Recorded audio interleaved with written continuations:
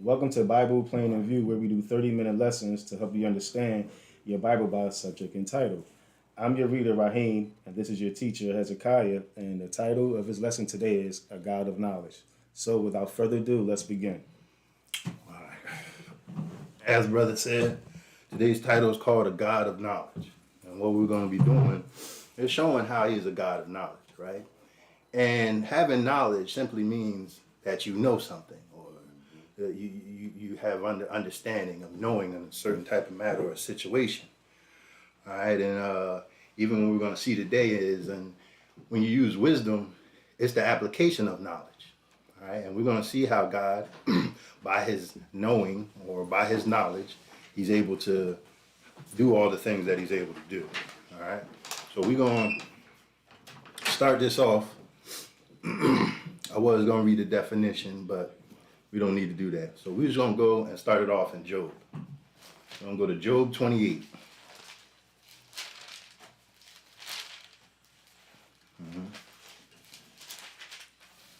And we're going to see about God and his knowledge. All right. So we're going to go to Job 28, and we're going to pick it up at verse 12. All right.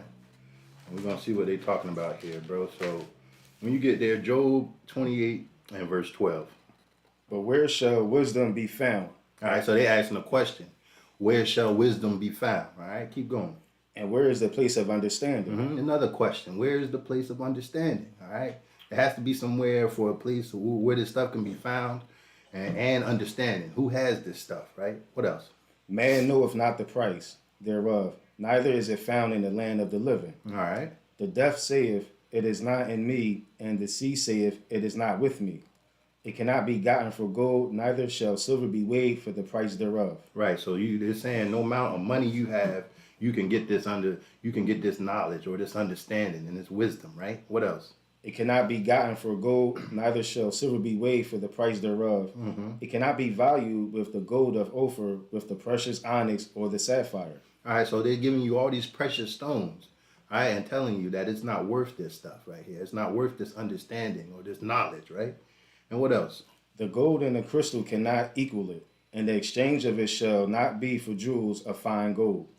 No mention shall be made of coral or of pearls, for the price of wisdom is above rubies. All right, even they telling you now, the price of wisdom, it's above rubies. All the money you got, and you think about all the rich people in the world and all the money they got, listen, this here is above all that. All this knowledge and all this understanding. And we're going to see who has it. Keep reading, bro. The topaz of Ethiopia shall not equal it, neither shall it be valued with pure gold. Whence then cometh wisdom, and where is the place of understanding? All right, so they ask, whence then cometh wisdom, and where is the place of understanding? Seeing what? Seeing it is hid from the eyes of all living, and kept close from the fowls of the air. Destruction and death say, We have heard the fame thereof with our ears. God understandeth the way thereof, and he knoweth the place thereof. Right. For he looketh... Hold on. Who knoweth the place thereof? And who understandeth? 23. He know God. God understandeth the way of, and he knoweth the place thereof. All right, so they're saying that all this place, all this thing that money can't equal up to, and they ask him, where is the place of it? It says, God understandeth the way thereof, and he knoweth the place thereof. All right, so you got God. He knows these things. What else does it say? For he looketh to the ends of the earth, and seeth under the whole heaven. To make the weight for the winds, and he weighteth the waters by measure. When he made a decree for the rain, and a way for the lightning of the thunder, then did he see it and declare it. He prepared it, yea, and searched it out. All right, whoa, wait a minute. So this knowledge or this wisdom, all right, when it's asked him, where is the place of it? And it said that God knew it, right? And then in verse 25, it started to tell you about some things that he did. All right, to make the weight for the winds, and he weighed the waters by measure. All right, this is, you have to have some type of knowledge in order to do these things. But it said that God knew the place of all this stuff, right?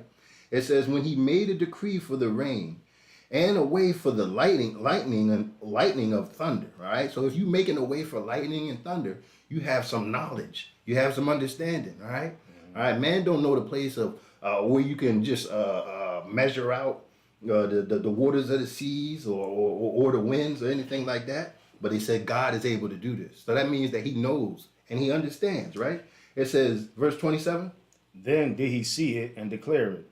He prepared it, yea, and searched it out. All right, so he declared it. All right, so God declares to you and lets you know what knowledge is and what understanding is. All right, because he understands it and he knows the place thereof because it is with him.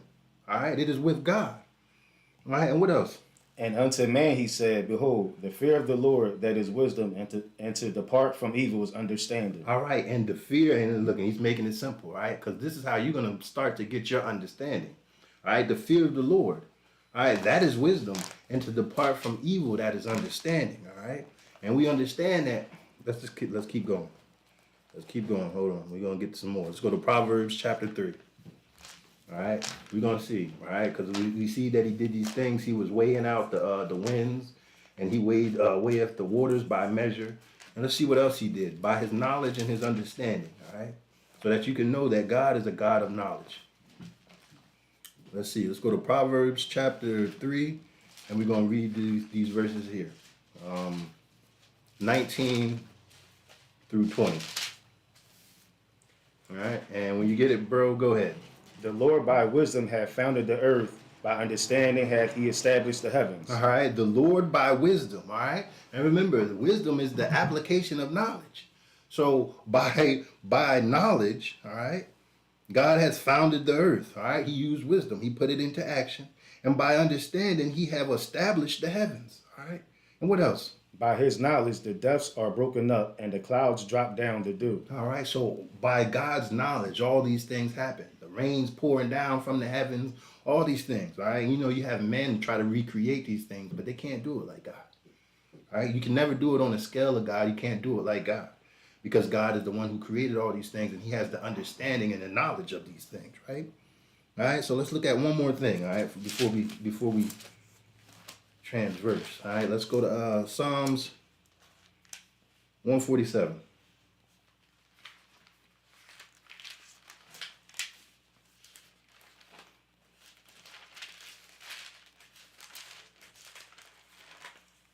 And let's see what it says here. All right, Psalms 147, and pick it up at verse 2. The Lord doth build up Jerusalem. He gathereth together the outcasts of Israel. Mm-hmm. He healeth the broken in heart, and bindeth up their wounds. He telleth the number of the stars. He calleth them all by their names. All right, and what else? Great is our Lord, and of great power. His understanding is infinite. All right, so great is his power, and his understanding is infinite. That's how he can even, when you read in Genesis, and God created the heavens and earth, all right, he created the heaven and earth, all right, he did this by his knowledge, all right, and as we just read in Proverbs chapter 3, all right, this is what he did. He did all these things by his knowledge. He stretched the heavens out, all right, he divided the seas from the river, the sea, the rivers, the lakes, all these things, all the water, the land he brought forth, and everything that he's done by his knowledge, right? Mm-hmm. So you can understanding that his power his knowledge is infinite, all right?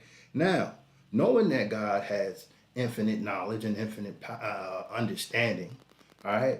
But you have to also know that he's willing to give you some of that knowledge, some of that understanding, right? Because when you deal with a God of knowledge, he doesn't want the people that's serving him to be unaware or unequipped or not having knowledge of themselves, right? Mm-hmm. So we're gonna see, and let's see. Let's go back to Proverbs chapter 2. All right, because this is how you know that God is a God of knowledge, because this is the person you can go to increase your learning and increase your understanding. Mm-hmm. All right? But these things don't come without a cost. And we ain't talking about money-wise. We're talking about obedience-wise. Right. All right? So if you want understanding, you want your knowledge to increase, all right, you have to go to the God of knowledge, but you have to see what he wants you to do in order for your knowledge to increase. Right. All right? So let's go to chapter 2 and pick it up at verse 1. My son, if thou wilt receive my words and hide my commandments with thee, so that thou incline thine ear unto wisdom, and apply thine heart to understanding. Yea, if thou criest after knowledge, and liftest up thy voice for understanding. All right, so we see what he first said. He says, if thou wilt receive my words and hide my commandments with thee, so that thou incline thine ears unto wisdom and apply thy heart unto understanding. Then it says, if thou criest after knowledge and lifteth up thy voice for understanding. And do what else? And what else? Verse 4. If thou seekest her as silver and searchest for her as for hid treasures. Now he's telling you to search for these things the same way you would search for money or treasure. Somebody tells you that, hey, there's a field over here with millions of dollars and gold and stuff hidden there. You just got to find it. You're going to search diligently for it. Mm-hmm. All right. So this is what God is telling you to do for it. All right. Cry out for it and seek after it like it's gold. Right. And what else? Then shalt thou understand the fear of the Lord and find the knowledge of God. All right. Then you're going to understand the fear of the Lord. All right. And the knowledge of God. All right. This is what you're looking for. All right. The knowledge of God. What else? For the Lord giveth wisdom. Out of his mouth cometh knowledge and understanding. You see? So we already seen that God knows the place of understanding and knowledge because it's with him. All right. And he's willing to give this out to you. All right. So you don't want to serve somebody who couldn't give you understanding and knowledge on the matter. Mm-hmm. All right. So God is able to do this. It says for verse 6, for the Lord giveth wisdom, out of his mouth cometh knowledge and understanding. Verse 7. He layeth up sound wisdom for the righteous. He is a buckler to them that walk uprightly. Uh-huh. He keepeth the paths of judgment and preserveth the way of his saints.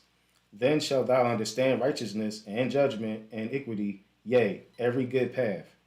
When wisdom entereth into thine heart and knowledge is pleasant unto thy soul. All right, that's good right there. Now let's move a little further. Let's go to so we see the stipulation. All right, one of the things is his commandments. You have to start keeping his commandments, right? People don't understand. All right, they be worried about so many other commandments. I start off with with the 10 commandments that he gives you in Exodus chapter 20. All right, verses 1 through 17. Start off with them. All right, and then as you start off with those, that's just the beginning of knowledge and understanding. All right. All right, it's going to teach you to fear the Lord, all right, if you're doing these things, all right? But, and that was the main reason he came down on Mount Sinai back there in Exodus 20, so that the children would know to fear him, all right, and keep his commandments. All right, and once you do that, then that's when you're going to start to understand. So let's go to James chapter, my goodness. So let's go to James chapter 1. All right. We're showing that you know that God is a God of knowledge because you can go to him. This is where men, all right, prophets and people that came before us, they all went to God for understanding on how to handle a matter or do certain things to get understanding and wisdom, right? They went to God for these things. So let's James chapter 1, verse 5. If any of you lack wisdom, let him ask of God, that giveth to all men liberally, and upbraideth not, and it shall be given him. All right, so it says, if any of you lack wisdom. So if you lack an understanding on a certain matter, you don't know what to do in a certain situation, listen, it's telling you to go and ask God, right? Mm-hmm. All right. If any of you lack wisdom, let him ask of God, that giveth to all men liberally, and upbraideth not. All right, so upbraideth not, it means like he's not going to find fault with you for asking with these things. Nothing to scold you about or correct you over, all right? This is what upbraideth means, all right? So there's nothing to be upbraided about, all right? And you can see another thing, just a little side note about upbraideth. Jesus did upbraid in Matthew 11, around verse 20. Jesus began to upbraid the cities, all right, where he did his mighty works, and they still didn't believe in him, all right? Find fault with them, to scold or reproach them, all right? Mm-hmm. So when you're going to ask God for this understanding and this knowledge, he's not going to rebuke you or have to correct you for asking him for knowledge. That's not what he does, right? It says, upbraideth not, and it shall be given him. Verse 6. But let him ask in faith, nothing wavering. For he that wavereth is like a wave of the sea, driven with the wind and tossed. All right, so and keep in mind when you're asking for this, you have to believe. You have to understand. All right. Well, we see what he did to the people in the cities where he did his mighty works. All right. Yeah. They didn't believe. So he upbraided them. He had to correct them and reproach them and scold them. All right. But he's saying here, when you ask for something, for one, it's impossible to please the Lord without faith. So you can't go to him thinking like, well, maybe maybe he ain't able to do this, or maybe he ain't gonna do this. You gotta have the mindset that you're dealing with a God of knowledge and he can do this. All right, and you have to know this. All right, what else? For let not that man think that he shall receive anything of the Lord. A double-minded man is unstable in all his ways. Right. Now, let's go take a look and see, all right? And we're gonna get an example of some man asking for knowledge. Asking for understanding on what to do, on how to handle situations, all right? Let's go to 1 Kings. 1 Kings 3.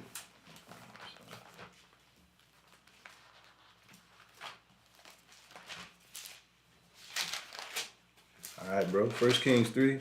And pick it up at verse 5.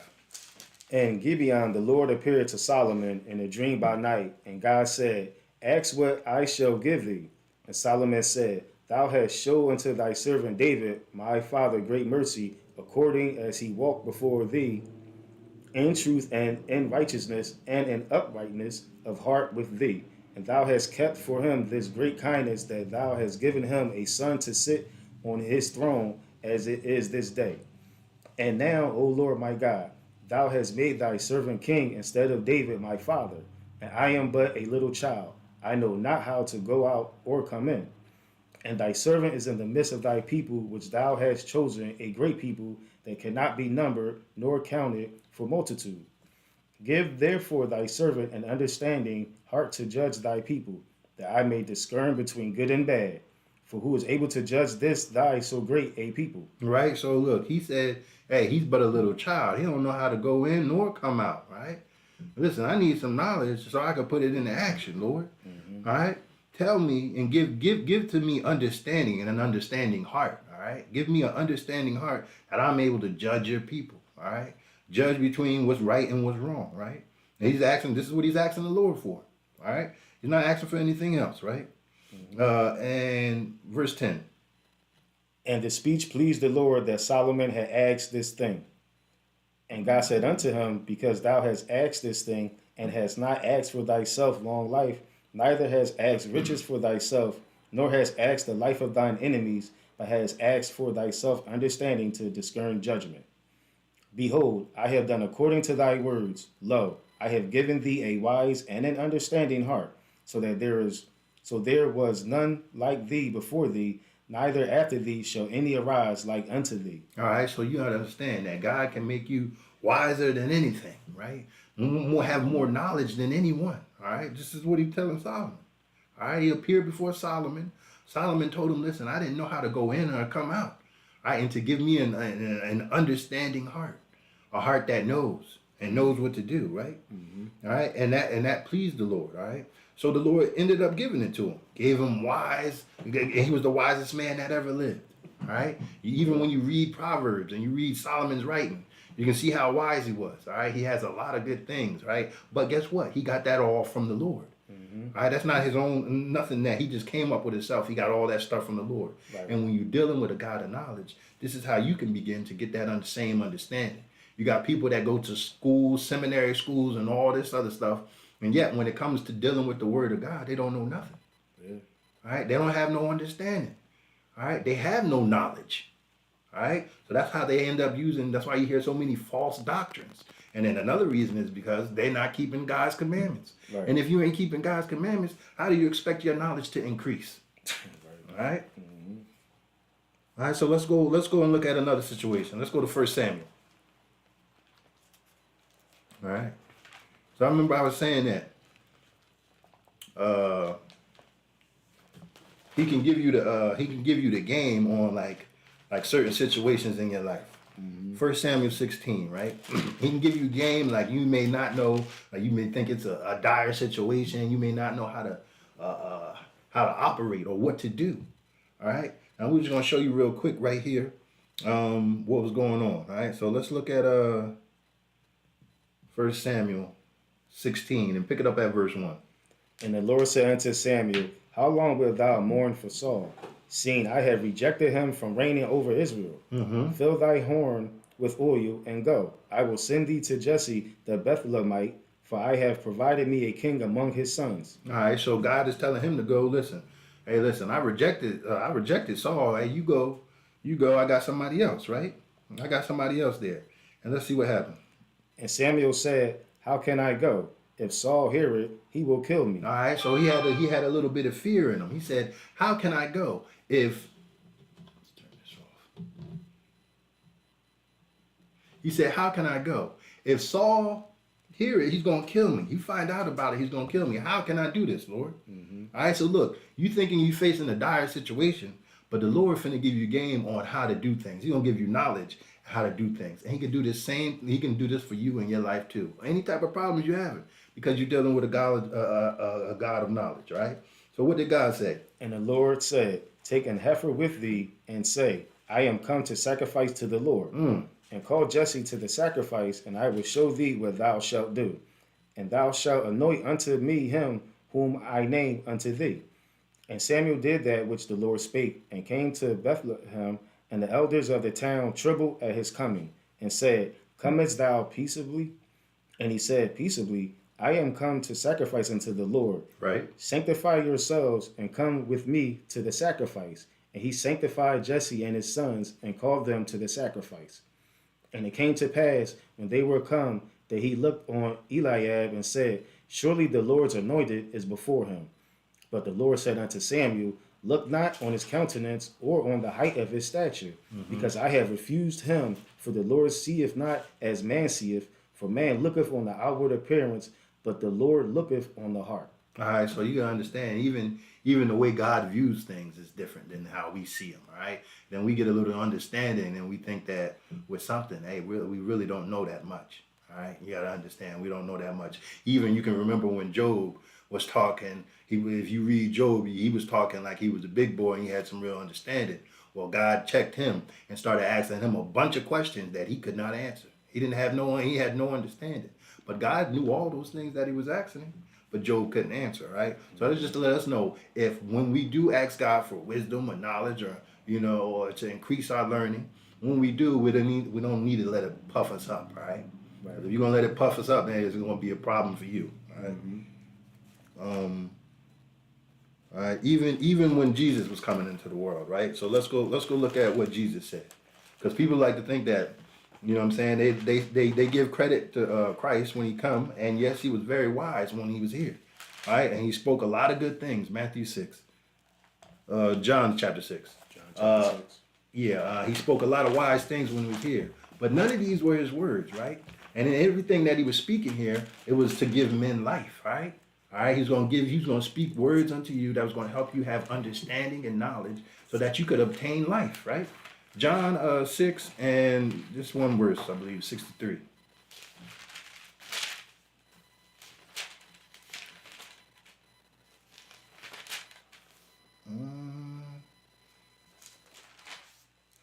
John 6 and I'm in John 5. 63, yeah. 63. John 6 and 63. It is the spirit that quickeneth, the flesh profiteth nothing. The words that I speak unto you, they are spirit and they are life. All right, so he's telling you the words that he speak, all right? It is the spirit that quickeneth. So the words that he's speaking, this is what's going to give you life, all right? First off, it's going to give you understanding on how to operate. It's going to give you knowledge, right? And it's going to teach you how you're supposed to walk, and operate, right? And this is going to help you out, right? And he says, the profit of nothing, the words that I speak unto you, they are spirit and they are life, right? But understand, everything that he was saying, look, he didn't even take credit for it, right? Even though he was very smart and he gave parables on parables, that people still use today, and these good understandings, good doctrine, right? But let's see where he got it all from. Let's go to John 12.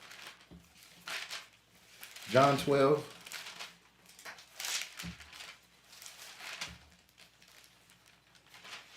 Hey Rob, how long is it? John 12, and let's just pick it up at verse 48. He that rejecteth me and receiveth not my words hath one that judgeth him. The word that I have spoken, the same shall judge him in the last day. You got 24. Oh, okay, cool. We good. All right, read 28 again. 28 or 48? 48, 48. Okay. My bad. He that rejecteth me and receiveth not my words hath one that judgeth him. The word that I have spoken, the same shall judge him in the last day. All right, but what? For I have not spoken of myself, but the Father which sent me. All right, so look, he says, I ain't spoken of myself, but the Father which have sent me, right? What did he do? He gave me a commandment. What shall I say and what should I speak? All right, so even everything that he was speaking, all his commandments that he was talking, all this knowledge and wisdom and understanding he got it from his Father. All right, he got it from his Father.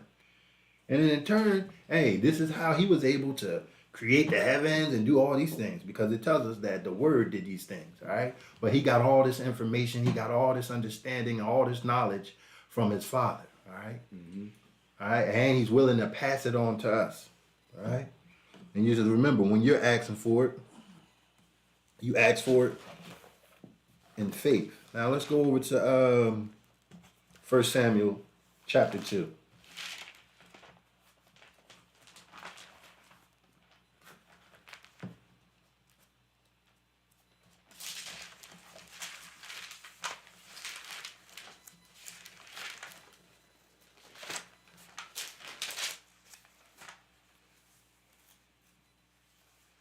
And we're going to listen at what Hannah says here.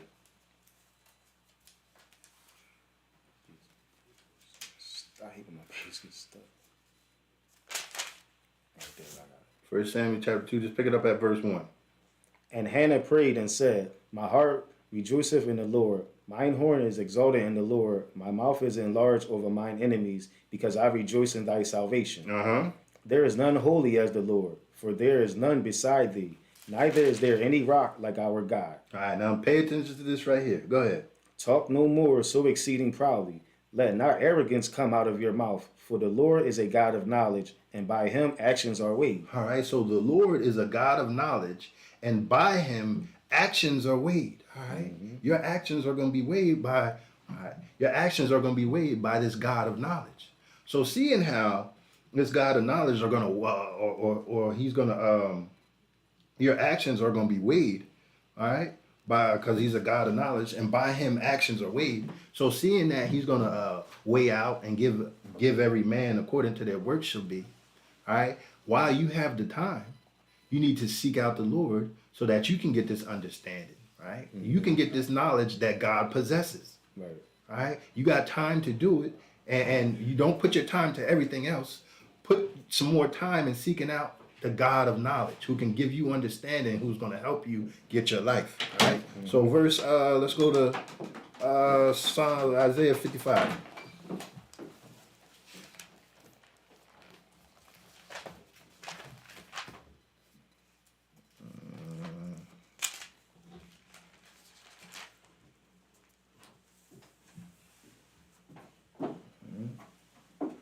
Let's read this one verse, and this will be it. Okay. At verse 6. Seek ye the Lord while he may be found. Call ye upon him while he is near. All right, so while you're dealing with a God of knowledge, make sure you seek him out. All right, you understand that he's the one that's going to give you knowledge and understanding. And pray that somebody got some edification. Thank you for your time.